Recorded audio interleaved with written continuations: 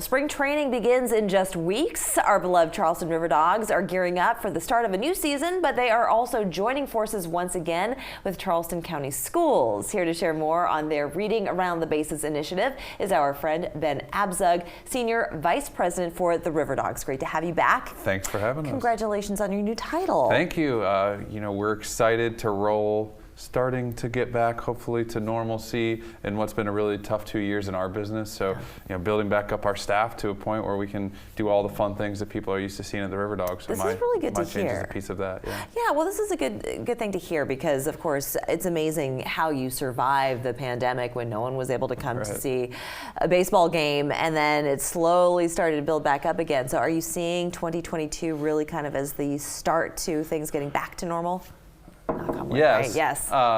2021, after not having season in 2020, was really exciting to get people back out of the ballpark and to be able to entertain fans the way that we're used to. But there certainly were still some limitations, limited crowd size initially in the season, some limitations, and the goofy games we could do on the field and that sort of thing from a player safety standpoint. So 22 is the year that we've earmarked to say, we want that full-scale experience that people are used to be the case when they come out to the ballpark. And obviously, we're keeping an eye on COVID, and we don't know, exactly what things will look like when we start in April. But yeah, we're planning as though we're back. And the weather should be cooperating, and everyone's going to be happy. Yeah. But you did, even during this time last year, you had various events at your ballpark for the kids, and you kind of always kept that up. So tell us a little bit more about those programs and Reading Around the Bases. You're now in your 6th year doing that. That's great.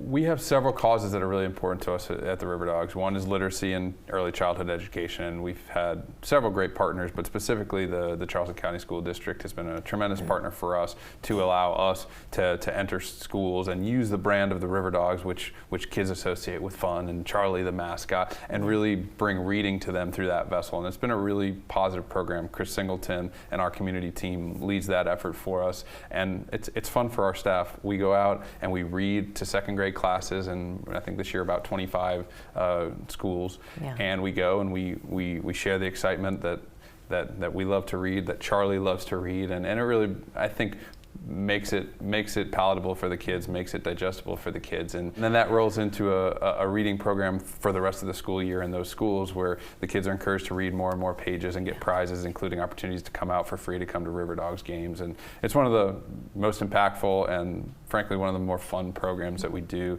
to really connect kids to our brand and to connect that to reading and continuing your education, which is so I love the incentives that you provide. It's not just, good for you, you read that book. No, there's a work up to it. Everybody likes a little carrot out there, and if it's a hot dog instead of a carrot, maybe that's even better. Yes, I prefer hot dogs over carrots personally.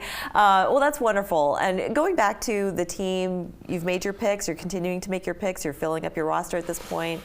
So yes. So the way that it works is we are an affiliate of the Tampa Bay Rays, as you know, as most folks know, and so all of the minor leaguers who are in the Rays organization, there's about 100, 120 of those players, will report down to their spring training site in Florida this month, and they'll go through spring training for a month or 6 weeks and then get assigned out to one of the 4 minor league affiliates of the Rays.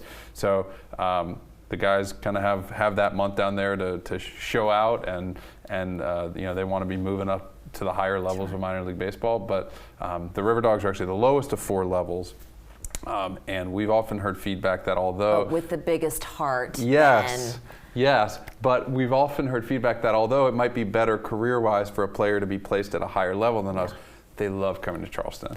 They love spending summer in Charleston. That shouldn't be surprising to anybody. Why? Right? Right? Yeah, exactly. So they are always, they get here, the players get here, it's about 30 players, 5 or 6 coaches. They get here just about a week before our season at the beginning of April.